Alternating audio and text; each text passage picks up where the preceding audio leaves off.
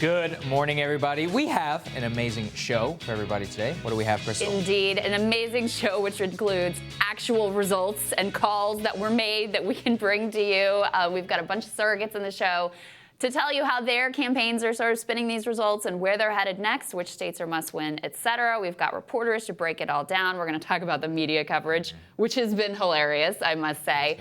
But let's start with those results from New Hampshire. This, according to the AP, Bernie Sanders has been declared the winner with 26% of the vote. Pete Buttigieg in second with 24%. Amy Klobuchar on the back of a media-declared very strong performance in that debate, popping up all the way to third place. And two clear losers of the night, Elizabeth Warren and Joe Biden. We should also say that Andrew Yang did announce that he is ending his candidacy, and Saagar is going to focus on that today in his radar. Yeah. I mean, the main takeaway, of course, it's Sanders, and also the turnout number. We were just talking about this, which is that turnout is projected right now in order to break 2008 levels. Everybody was a little bit worried that, with the Iowa turnout that was 2016 levels, but now we have two conflicting data points, and some of the, the naysayers about the 2016 and all that. Maybe, like you said, maybe it just turns out voting in Iowa sucks. And then whenever whenever you make it easier in a real primary, a lot of people are going to come out to vote. So maybe that's a good thing for Democrats. Yeah, I mean, also I wonder if Republicans voted on the Democratic side because there wasn't a real Republican race. I'm not sure. There was a lot made of this turnout thing last time around, and I'm not sure that it really amounts to much, because what does it really say how many people turn out from the primary versus how energized they are to vote against Donald Trump? I'm just not really clear on that. Yeah. We do want to toot our own horns a little bit. We made our predictions of New Hampshire yesterday, and fair to say we did pretty well. Up on the screen. Number 5, Joe Biden, check. Number 4, Elizabeth Warren, check. Number 3, Amy Klobuchar, check. Even though she surprised everyone else, she did not surprise us. Number 2, Pete, check. And number 1, Bernie Sanders. Just saying. And we wanted to also thank all of you who watched us here last night. By all accounts, we beat all of the corporate media live streams that are out there. Thank you to the hundreds of thousands of you who joined us. It means a lot. And it was a lot of fun. Look, if you want to be smarter, watch Rising. It's actually very, very simple. Like, we called it, but nobody else did. Meanwhile, while all this was happening, they were talking about how the biggest story of the night and the main thing we should all focus on is Amy Klobuchar coming in a stunning third. Right. It was so funny during the live stream. I had a New York Times reporter's tweet. We were joking. I was like, oh, they're all going to say the big story is Amy and the second story is Pete. And literally, he tweets, biggest story of the night. Amy Klobuchar said number 2 second story. Pete Buttigieg comes with a second. And I'm like, is there a third story somewhere in here about this guy winning? Maybe that a Democratic socialist just got the most votes in Iowa and New Hampshire after y'all were saying he should drop out after he had a heart attack just a few months ago. It's just like Trump. I remember it all so vividly. 30%. 30%. Ceiling, hard ceiling. He's never going to go above, but 50% Nevada. It's like, well, we didn't. Yeah, it is truly incredible. Yeah. I mean, look, Amy Klobuchar, I'm not trying to take anything away from her. This was a better than expected result. Yeah. Absolutely.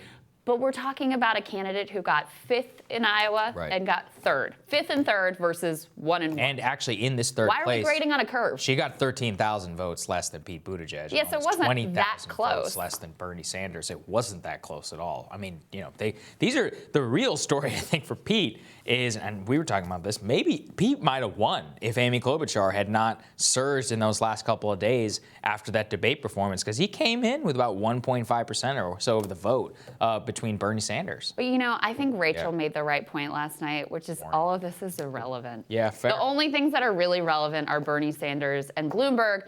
Pete and Amy et al. Are relevant in so much as they are dividing that establishment vote. Right. But Pete does not have a real path to the nomination. Amy does not have a real path to the nomination. Neither one of them looks particularly good as you go west to Nevada or to South Carolina. It's a pretty tough landscape for them. Amy Klobuchar in Super Tuesday states is at 3% right now. I mean, that's what we're talking about. And 0% amongst black voters. Pete is at 10% nationally, 10% in Super Tuesday states. That's after a big surge post-Iowa.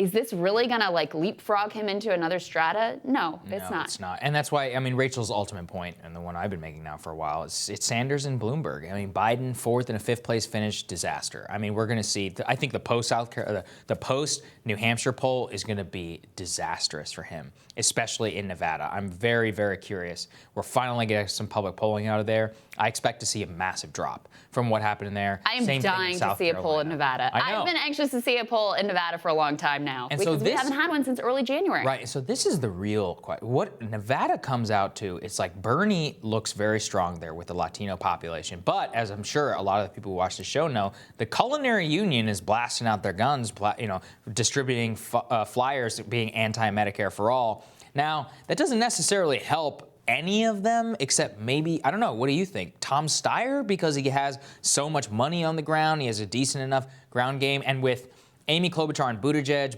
collapsing, Warren also collapsing, never had any real support amongst the Latino community, Biden also out there. The only viables in the Nevada, which is an early state, seems to be Tom Steyer, but I'm really not sure. Yeah, not sure. It would have been Joe Biden, but yeah, I mean, I just can't because of the imagine collapse, that he's doesn't seem to held up. But yeah, if you are just bashing one candidate without actively taking the side of another, it seems like that impact would be limited. I would also say that rank and file union members have tended to be very receptive to Senator Sanders' message, working class people. Yeah. Right. Now, the one caveat here is it is a caucus system. It's really important to note that these workers and union members are going to have to declare who they support, potentially in front of their union leadership, well, the good news, which makes it more impactful when you get messages like this. The good news is I think Nevada has early voting, where they allow ranked choice voting, where you can turn in like, here's my first choice, here's my second, in order to determine for the second alignment. So possibly that's something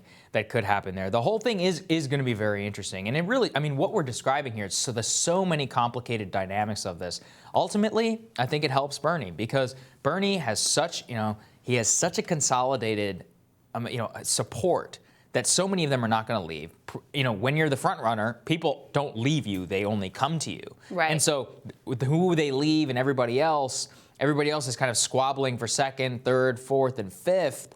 And this guy is sitting there having essentially won the first two contests of the race. It's very good for him. Well, and no one's coming after him, really, because his support is so solid. What's the attack? Right, and because his positions on the issues are the positions of the Democratic base. That's another thing we saw validated in the exit polls. And so the more that people have permission to vote for him, the more you're going to see that quote-unquote ceiling lift. But yeah, it would be hard to pick a better result for Sanders than this Klobuchar surge, which just further muddles that situation. It also makes it so that, Elizabeth Warren looks and goes, look, if Amy could come out of fifth and jump up, right away, why can't I have a good Nate debate Silver and do the same thing? Tweeting about this is that no moderate candidate like Buttigieg, Klobuchar, and Warren have a reason to drop out. All of them have a plausible, attempt to try and grab it. Just like what happened in 2016, Ted Cruz, Marco, Kasich, everybody knows the party establishment. There's a lot of billionaires who want to stop Trump, so they all stay in it for a very long time to try and get there. And what ends up happening is they just take all each other out. Trump sits pretty, Sanders sits pretty. I ultimately think that's what's going to happen. Dynamics look very, very similar. We should also say, I know for you guys that watch this, you probably expected the same result that we did. For a lot of people, it seems to have been very confusing. And so if you or someone in your life were deeply confused by what's going on in our political system, I have a book to recommend to you. The Populist Guide to 2020. But if you want to understand what the hell is going on, read the book. We're the only people who actually called it correctly. We've been calling it correctly from the very beginning. I think that's the only reason. I mean, that is the reason that this show is so successful. And I'm very proud of it. Yeah, if you don't understand that populist anger that exists, which is not a right-left thing, it's really just a core of America. It's like a 70% or at least 50% of America thing. If you don't get that, and if your politics don't reflect that, you are not going to understand what's going on here. So It's not on back order on Amazon anymore. You can get it there. It's up on Kindle. You can get it there. Barnes & Noble. If they don't have it on the shelves, please call them and ask them to stock it. But we really are grateful. And to tweet you guys. pictures of yourself with the book. We will repost them any social media platform. Do that too. All right, we're going to tell you what's on our radars. That's next.